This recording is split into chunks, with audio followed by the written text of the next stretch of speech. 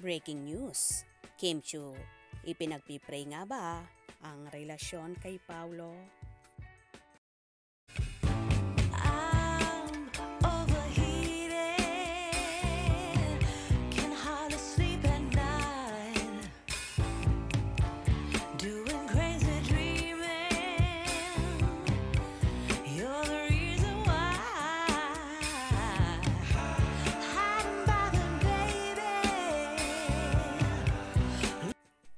Panibago na namang pang-Aalaska ang ginawa ng It's Showtime host sa multimedia idol na si Kim Chiu.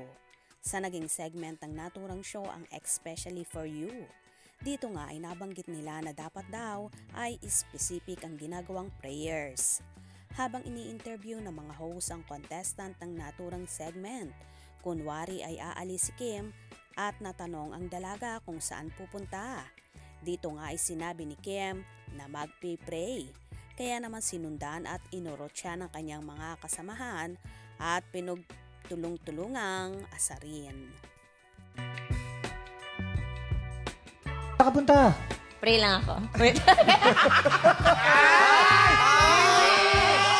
Guys! Pray tayo with Kim! Gusto mo yan, ha? Ipag-pray natin siya. Gusto mo, susupport ka namin. Guys! Huwag kayong ganyan. Ayon kasi kay Chang Ami, nabanggit daw niya sa dalaga na dapat kapag may gustong mangyari, ipag-pray ay dapat daw maging specific sa hinihingi. Sa pagkakataon ito, ano nga ba ang ipinagpipray ni Kimi? Posible kaya bang ang love life niya ito at may possibility kaya ba na si Paulo Abilino ang kanyang ipinagpipray at ang kanilang relasyon? Napapabalita kasi na may namamagitan na sa Kim Pao dahil kitang-kita ang sweetness nila on and off the camera na ikinatutuwa ng kanilang Kim Pao supporters.